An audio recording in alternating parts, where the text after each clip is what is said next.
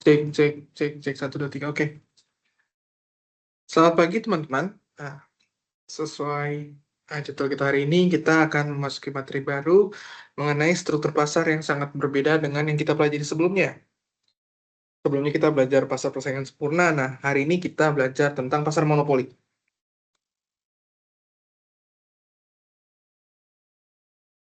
Oke, kita mulai dari hal yang paling mendasar. Apa sebenarnya yang dimaksud dengan monopoli? Nah, seperti yang teman-teman lihat di slide, pasar monopoli itu adalah bentuk pasar di mana hanya terdapat satu penjual yang menguasai seluruh penawaran barang atau jasanya. Nah, tapi perhatikan kalimat lanjutannya. Ini kuncinya nih. Barang tersebut tidak memiliki pengganti atau substitusi yang dekat. Maksudnya apa? Maksudnya, konsumen benar-benar terkunci. Kalau seorang konsumen butuh barang yang ini ya, barang monopoli ini, konsumen cuma bisa beli dari satu penjual yang monopoli tersebut.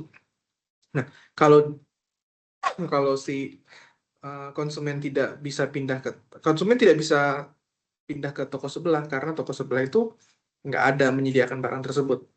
Pilihannya cuma dua, beli dari penjual yang monopoli ini atau tidak pakai sama sekali. Nah, ciri utama dari pasar monopoli dan yang membedakan pasar monopoli dengan pasar yang lain itu adalah hambatan masuk yang sangat tinggi atau barriers to entry. Ya, yang sini. Temboknya itu sangat tinggi sehingga orang lain tidak bisa masuk ikut jualan.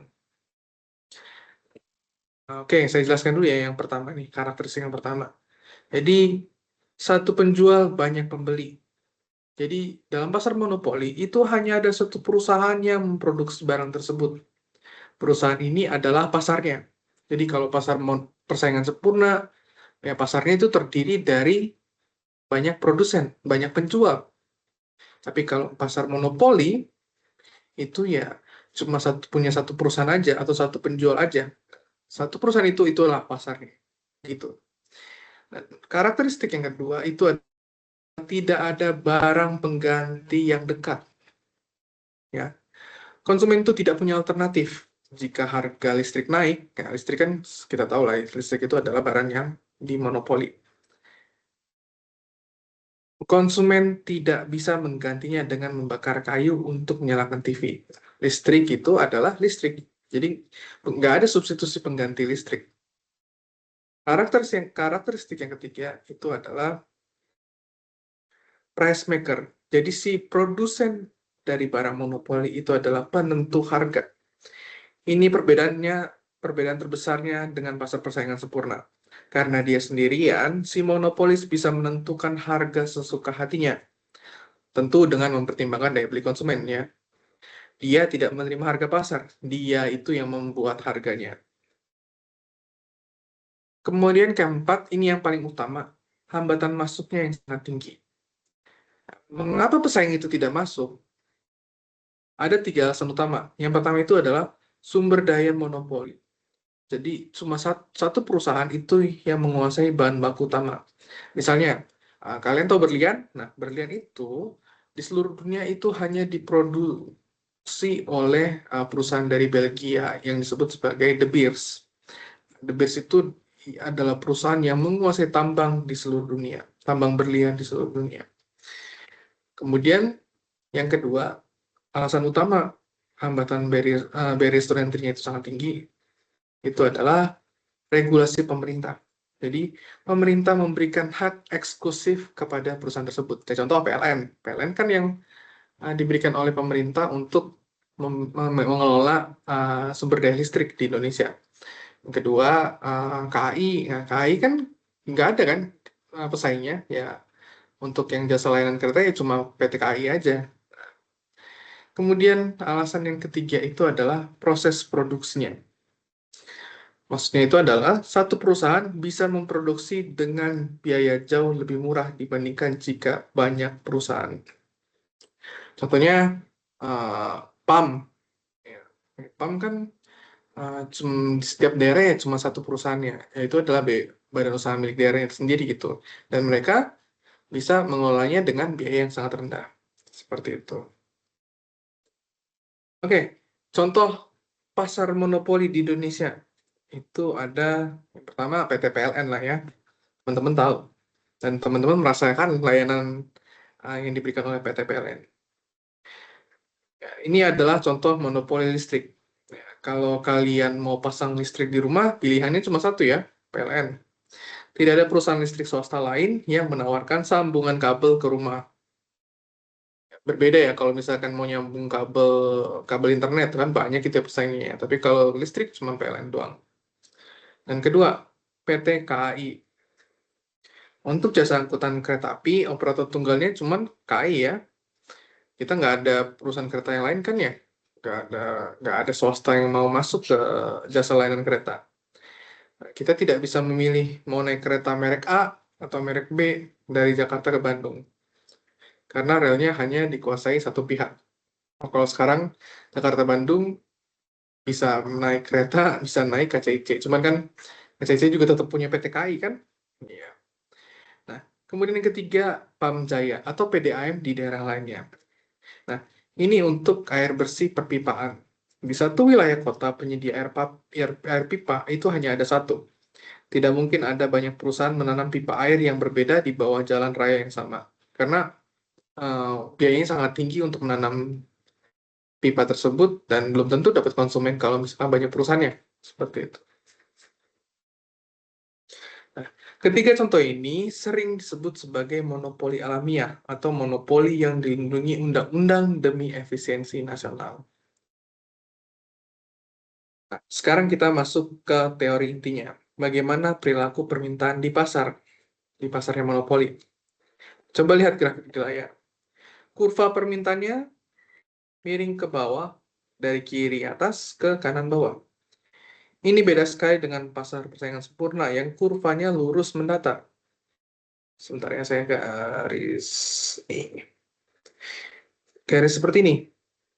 Kemarin kan kita pasar persaingan sempurna kan, bahwa uh, kurva permintaannya itu seperti garis lurus dengan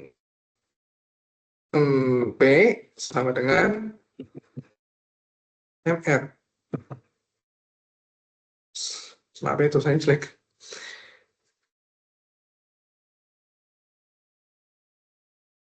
Nah, kenapa ini miring? Karena monopoli itu adalah satu-satunya penjual. Jadi, kurva permintaan, sebentar saya hapus dulu ya supaya teman-teman sebentar. Oke, ini. Oke, saya ambil pointer. Oke. Jadi, sorry, saya ulangi lagi ya. Kenapa miring? Karena monopoli adalah satu-satunya penjual. Jadi, kurva permintaan perusahaan itu sama dengan kurva permintaan pasar. Oleh sebab itu, ada dua konsekuensi dari uh, penguasanya cuma satu produsen saja atau satu perusahaan saja. Yang pertama itu, kalau mau pasang harga mahal, konsekuensinya dia hanya bisa jual sedikit barang. Konsekuensi yang kedua, kalau dia mau jual banyak, harus turun harganya. Inilah yang memunculkan persamaan matematika di pasar monopoli, bahwa MR atau marginal revenue atau pendapatan marginal lebih kecil daripada harga yang akan ditentukan oleh perusahaan yang memonopoli barang tersebut. Jadi maksudnya adalah setiap kali monopolis ingin menjual satu unit tambahan, dia harus menurunkan harga untuk semua unit yang dijual, sehingga pendapatan tambahannya tidak sebesar harga jualnya. Nah, sekarang kita buktikan kapan perusahaan monopoli harus berhenti berproduksi supaya untungnya maksimal. Ingat ya, aturan emas kita yang lalu-lalu bahwa MR sama dengan MC. Dan kemarin kan di dalam penentuan output di pasar persaingan sempurna kan MR sama dengan MC kan. Nah, Begitu juga di pasar monopoli ketika kita menentukan output, MR sama dengan MC, marginal revenue sama dengan marginal cost.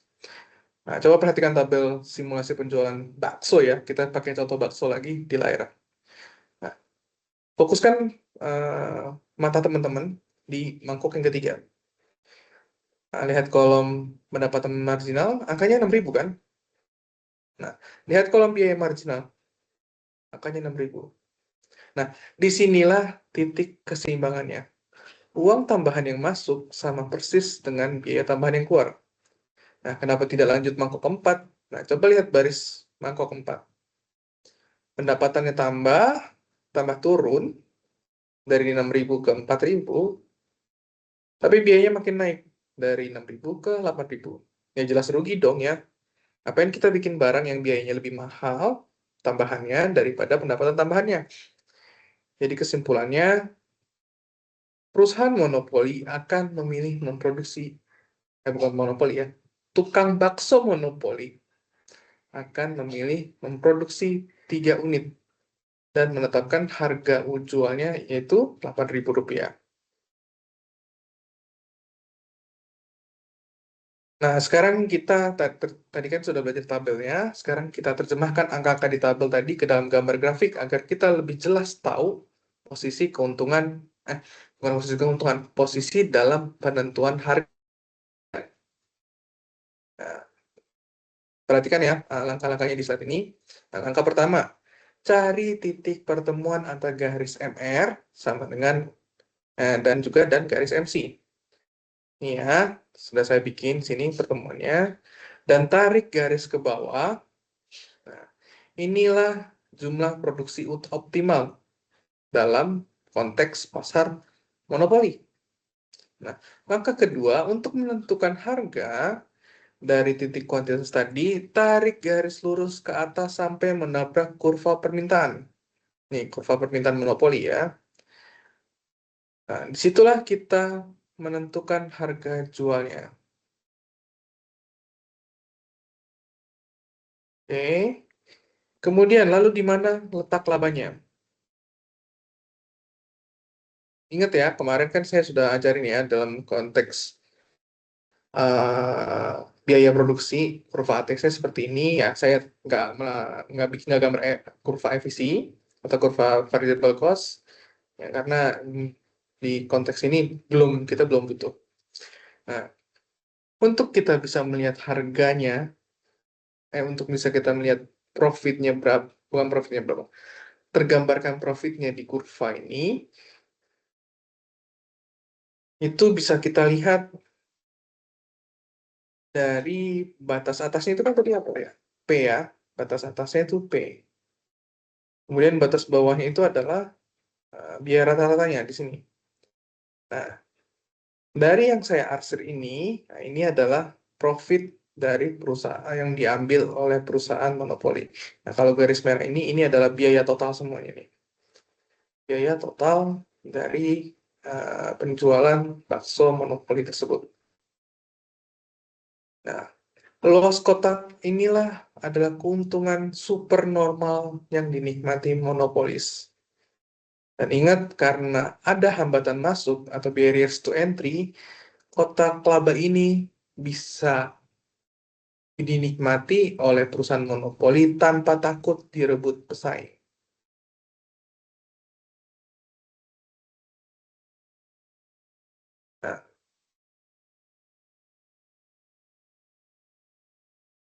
Nah, tadi seperti saya bilang, untuk menentukan laba itu adalah harga dikurangi biaya rata-rata dikalikan jumlah barang. Sorry, ini bukan MC ya, ini kuantita. Sorry, kayak saya salah tulis. Sebentar, saya coret dulu ya.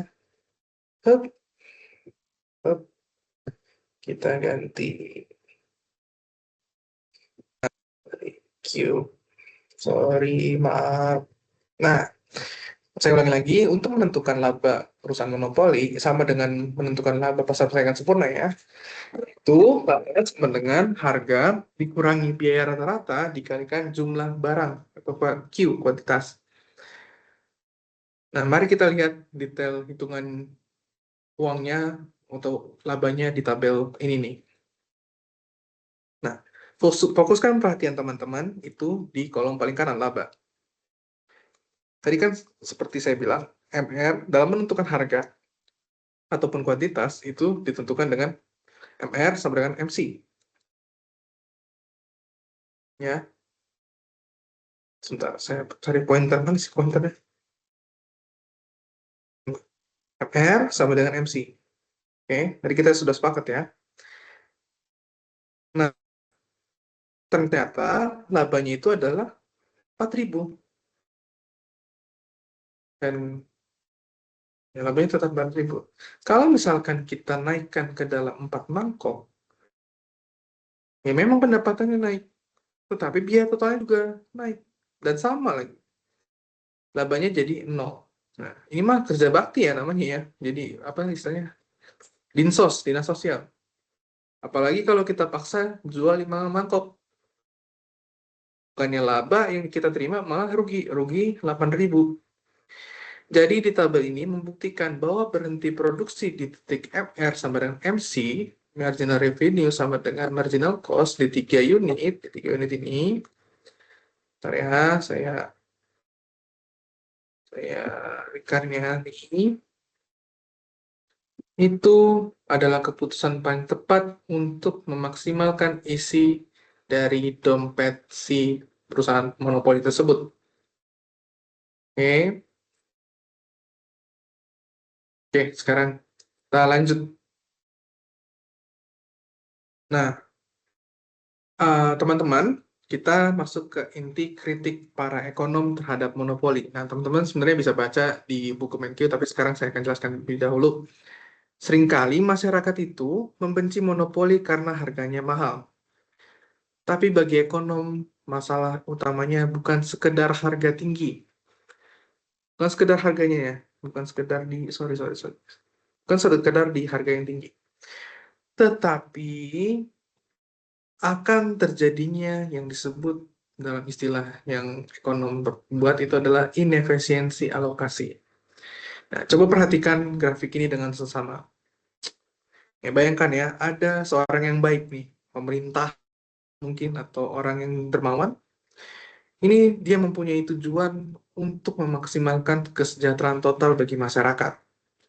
Nah, orang yang baik ini ingin jumlah produksinya berada di titik perpotongan antara kurva permintaan, ya, permintaan yang ini dengan biaya marginalnya. Nah, kenapa? Karena ini ya, titik-titiknya di sini ya. Karena di titik ini nilai barang bagi konsumen sama persis dengan biaya untuk memproduksinya. Ya dong, nilai barang yang dibeli apa yang dihargai oleh konsumen sama persis dengan biaya memproduksinya. Itu adalah titik paling efisien. Tapi monopolis atau perusahaan monopoli itu tidak peduli dengan efisiensi sosial. Dia hanya peduli pada profit. Maka dia memotong jumlah produksi dan berhenti di titik MR sama dengan MC. Ya, di sini. Akibatnya apa? Jadi ada area yang kami sebut itu adalah DWL atau dead weight loss. Ini ya tulisannya dead, ketik aja lah. Ternyata nggak bisa. Oke, coba saya tulis ya, dead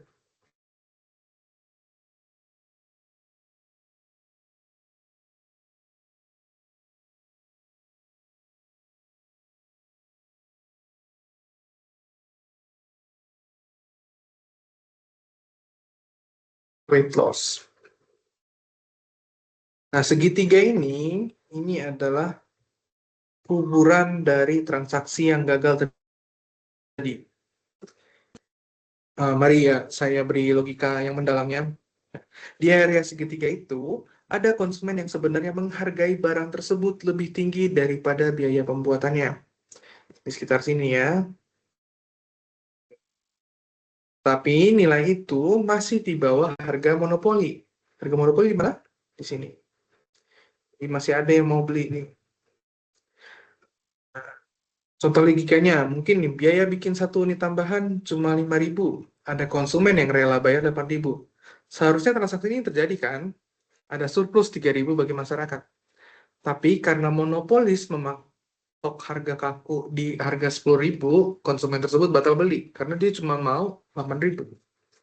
Nah, surplus 3.000 tadi itu hilang musnah. Tidak jadi milik siapa-siapa.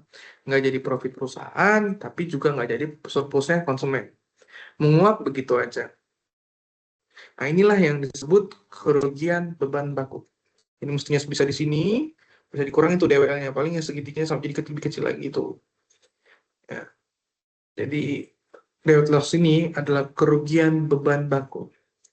Monopoli menyebabkan kue ekonomi masyarakat menjadi lebih kecil dari yang seharusnya.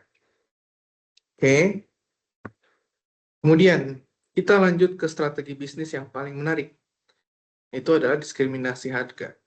Selama ini kita berasumsi monopolis menjual dengan satu harga untuk semua orang. Tapi di dunia nyata mereka melakukan diskriminasi harga. Apa itu? Seperti yang tertera di slide.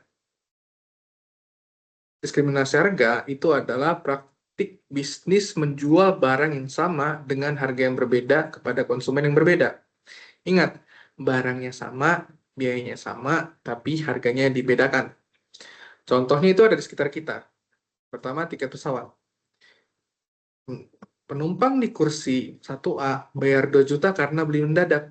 Nah, penumpang di kursi 1B cuma bayar 1 juta karena belinya sebulan lalu. Padahal sampainya juga barengan kan? Itu pasti kejadian lah bagi teman-teman yang suka jalan-jalan. Yang kedua, tiket bioskop. Pelajar itu biasanya kan bayarnya lebih murah ya daripada masyarakat biasa, umum. Dan yang ketiga, itu adalah kupon diskon. Mungkin di sini jarang ya kalau ada kupon diskon ya, tapi masih ada ya kupon diskon ya. Kalau saya dulu belajar di Amerika waktu dulu itu kan masih ada tuh kupon-kupon diskon yang disebar di koran-koran. Nah, orang di Amerika itu sering banget rajin gunting kupon diskon supaya dapat harga murah. Bayar uh, orang sibuk bayar harga normal, tapi orang yang rajin gunting kupon diskon itu biasanya dapat harga yang lebih murah. Tujuannya itu, semua strategi diskriminasi harga itu cuma satu, mengambil alih surplus konsumen dan mengubahnya menjadi keuntungan produsen. Monopolis tidak mau menyisakan uang kembalian di kantong konsumen. Siapa yang sanggup bayar mahal, diperas mahal. Siapa yang cuma sanggup bayar murah, tetap dilayani dengan harga khusus supaya tidak lari.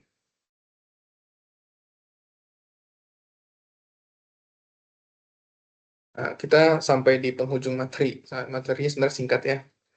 Jadi saya berharap teman-teman belajar juga di buku MenQ, dan buku MenQ juga setahu saya juga sampai di sini juga kok. Jadi kalau bagaimana sih pemerintah mengatasi isu-isu monopoli? Monopoli itu menciptakan tidak efisienan kan? Nah, yang kita sebut sebagai debt loss. Jadi apa yang harus dilakukan oleh pemerintah? Ada sebenarnya 4 opsi yang bisa dilakukan oleh pemerintah. Yang pertama, meningkatkan kompetisi atau menerbitkan undang-undang anti monopoli. Pemerintah membuat aturan main yang melarang perusahaan seenaknya mematikan pesaing.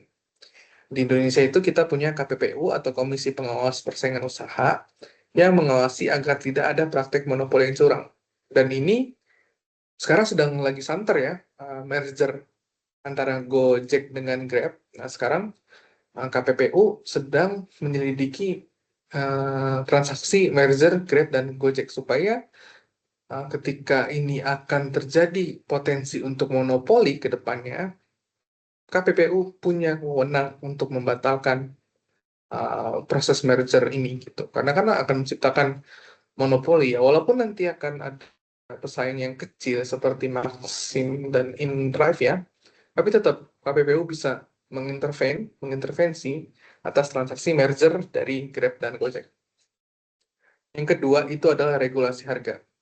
Nah, ini akan terjadi ketika monopolinya monopoli alami seperti listrik dan air. Pemerintah bisa turun tangan menentukan harga batas atas Tujuannya agar harga tidak melambung tinggi dan tetap terjangkau oleh masyarakat.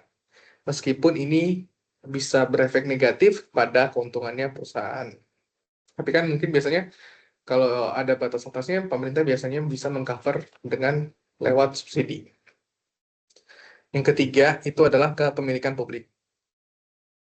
Daripada susah-susah mengatur perusahaan swasta yang bandel, pemerintah bisa mengambil alih kepemilikannya dengan dasar supaya bisa dibeli oleh BUMN.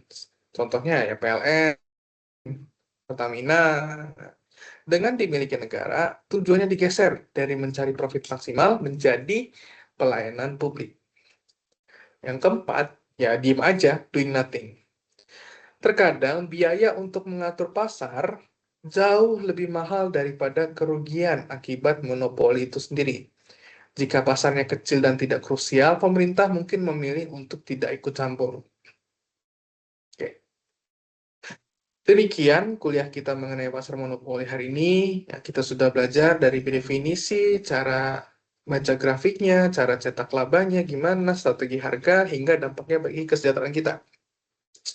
Teman-teman bisa silahkan tanya kepada saya, silahkan WhatsApp saya apabila tidak ada yang tidak bisa ada yang tidak dimengerti atau ingin klarifikasi, dan juga saya berharap agar teman-teman bisa mengerjakan soal yang nanti akan saya share. Oke. Terima kasih teman-teman. Selamat apa ya? Selamat siang ya.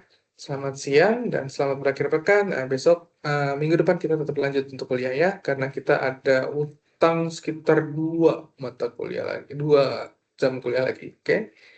Terima kasih teman-teman. Sampai jumpa minggu depan.